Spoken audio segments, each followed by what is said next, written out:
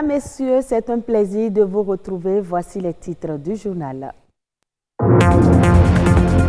Le 9 octobre de chaque année est dédié à la Poste, livrer du bien au monde entier. C'est le thème de réflexion de l'édition 2018. L'objectif est de sensibiliser sur le rôle de la Poste dans la vie quotidienne.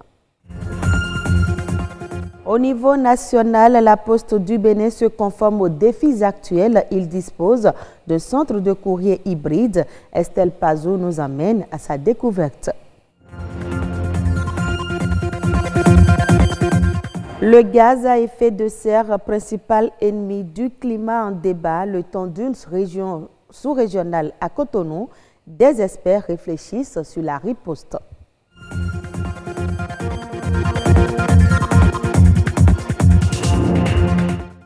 Livrer du bien au monde entier, c'est le thème en 2018 de la Journée mondiale de la Poste, une journée instituée en 1979 et qui marque l'anniversaire de la création de l'Union postale universelle. La Poste du Bénin innove chaque jour pour faire face aux nouveaux défis et satisfaire au mieux sa clientèle. Jonas Gbenametor, directeur général de la Poste du Bénin, donne plus de précisions au micro de Masbil à Kodilossi et Louis Koudogbo. C'est une journée qui permet à la Poste d'exposer à nouveau ses performances, ses nouveaux produits et de s'inscrire de plus en plus dans le quotidien des populations. Cette année, le thème, la Poste, livrer du bien au monde entier. Quand on parle de bien, c'est tout ce qui permet à la communauté et à chaque individu de mener une vie décente. La Poste à l'aide du numérique, c'est la Poste moderne. C'est une Poste qui ne fait plus de mandat lettres, c'est une Poste qui ne fait plus de mandat carte, c'est une Poste qui suit le rythme des besoins, le rythme de l'évolution à travers les mandats électroniques. Donc, la Poste à l'aide du numérique, c'est une Poste qui s'adapte au numérique. C'est une Poste qui utilise le numérique comme opportunité et non le numérique, ne voit le numérique comme obstacle. Non. Les télécommunications sont, dans la plupart des États, rentrées dans le giron du privé. Et c'est ce qui s'observe au Bénin aujourd'hui quand on parle de la liquidation des entreprises de télécommunications, ces entreprises qui aujourd'hui sont pratiquement gérées par des gens désignés par l'État central. Il n'en est pas question au niveau de la Poste. Depuis 2005, la Poste existe en tant qu'entité et elle a survécu au temps, elle survivra au temps. La Poste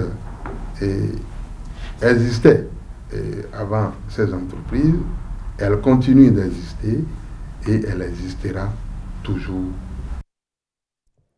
L'une des innovations de la Poste du Bénin pour répondre aux attentes de sa clientèle, c'est le courrier hybride, un service innovant pour envoyer des données numériques et les recevoir en lettres physiques. Le centre dédié à ce service est au Tripostal à Cotonou. Estelle Pazou nous amène à sa découverte. Une combinaison de moyens électroniques et physiques pour la distribution des courriers. C'est ainsi que se définit et se traduit le courrier hybride. Des données numériques sont converties en lettres physiques dans un centre de distribution le plus près possible de l'adresse finale. L'Agence béninoise du service universel des communications électroniques et de la Poste met désormais ce service à la disposition des Béninois. L'APSUCEP est le fonds d'accompagnement du service universel postal. Nous accompagnons la Poste espérant que la Poste va rentabiliser ses affaires et rendre les services financiers et postaux de base accessibles à tous les Béninois, quelle que soit leur position géographique sur l'étendue du territoire national. Le courrier hybride peut être appliqué à toute forme de lettres. Pour les grands facturiers que sont les banques, les assurances et autres, il permet d'externaliser l'activité courrier. À la Poste du Bénin, 6e à bénéficier de cette solution en Afrique. C'est une sorte de mise à jour. Aujourd'hui, la Poste est à la vanguarde de la technologie et des innovations en matière de traitement du courrier. Donc, c'est une grande innovation qui permet de voir aujourd'hui l'aptitude de la Poste à intégrer l'éthique dans les services innovants. Des services innovants avec à la clé une rapidité. En moyenne, 7200 correspondances sont mises sous pli l'heure. En plus de la sécurité qu'il offre, le centre courrier hybride de Cotonou dispose d'un service courrier retour. Le courrier retour s'occupe du traitement de ces courriers qui n'ont pas pu être distribués. À travers ce service, nous prenons les courriers avec les motifs que nous traitons et nous envoyons un fichier électronique au client qui s'en occupe maintenant pour actualiser son fichier.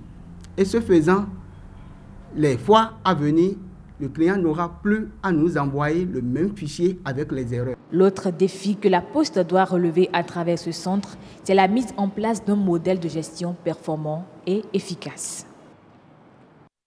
Parlons maintenant environnement. Les questions des changements climatiques sont une préoccupation planétaire. On en parle presque tous les jours. Plus loin, le débat sur l'avenir du climat a entraîné celui de la problématique de l'inventaire des gaz à effet de serre, des gaz qui sont omniprésents dans l'atmosphère et menacent la santé humaine.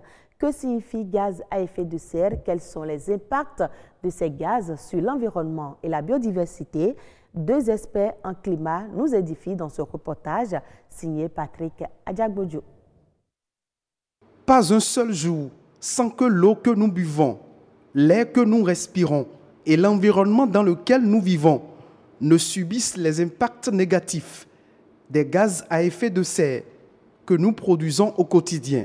L'homme émet un certain nombre de gaz dans l'atmosphère, tels que le dioxyde de carbone, l'oxyde d'azote, le méthane, qui ont un impact de réchauffement sur la planète. Donc ces gaz-là vont absorber le rayonnement émis par le soleil et les renvoient en direction de l'atmosphère et donc contribuent au réchauffement de la planète. Les États, conscients des conséquences dramatiques des gaz à effet de serre, se mobilisent pour, à défaut de trouver une solution efficace, stabiliser tout de moins le niveau de ces ennemis du climat.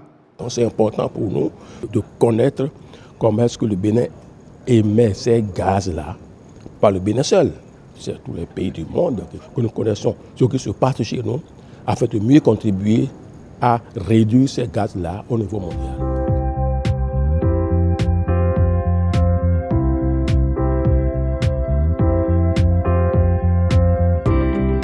Dans le domaine de l'agriculture, par exemple, en termes de manifestation des changements climatiques, on assiste à une modification de la date de la saison des pluies, à un raccourcissement de la période des pluies, à des poches de sécheresse au milieu de la saison des pluies, ce qui a un impact sur la production agricole. Comme effet direct, c'est le rendement agricole. Nous avons aussi des effets sur la santé. Donc développement des maladies qui sont liées, des maladies comme le paludisme.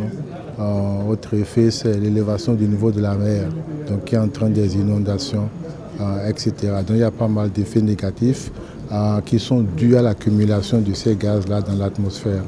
Le débat sur l'avenir du climat face à la problématique des gaz à effet de serre est une priorité pour les agroclimatologues, environnementalistes et d'autres experts qui militent pour la cause du climat. Cette rencontre de Cotonou est un cadre idéal pour élaborer le premier rapport biennal actualisé du Bénin. Lorsque nous faisons l'inventaire des gaz à effet de serre, c'est pour évaluer le niveau d'émission de chaque pays. Donc les inventaires sont établis suivant des guides méthodologiques bien déterminés, bien donnés, Nous élaborons les inventaires dans différents secteurs, le secteur de l'énergie, des procédés industriels, de l'agriculture, de la foresterie et des déchets. Donc c'est pour voir quelle quantité de gaz à effet de serre est émis par chaque pays. Donc pour ensuite identifier des stratégies pour réduire ces émissions-là et démontrer donc la contribution du pays à l'effort global de réduction des émissions de gaz à effet de serre, donc à l'effort global de lutte contre le changement climatique. Maintenir l'augmentation des émissions de gaz à effet de serre en dessous de 2 degrés Celsius et poursuivre les efforts pour limiter la hausse des températures à 1,5 degré Celsius à l'horizon 2030. Une recommandation de l'accord de Paris de décembre 2015. Le fait, c'est protéger la vie humaine, la biodiversité et le climat. Lancement de la mécanisation agricole durable, une initiative de la FAO et de l'Union africaine.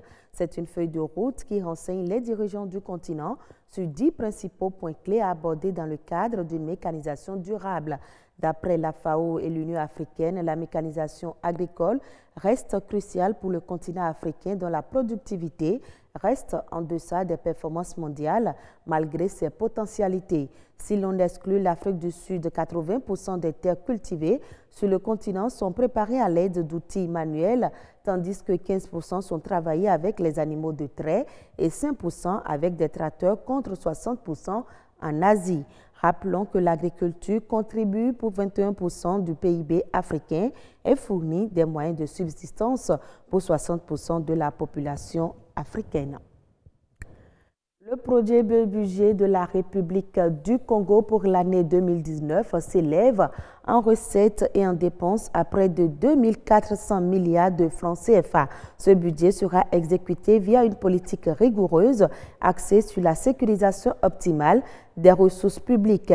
Cette loi de finances exercice 2019 s'inscrit dans le cadre d'un programme restrictif qui vise le rétablissement des équilibres grâce à un ajustement budgétaire qui devrait favoriser une relance économique à moyen terme. Le Congo sort lentement mais sûrement des années budgétaires noires avec l'espoir d'une reprise progressive de la croissance. Et c'est la fin de ce journal. Je vous retrouve à 19h45.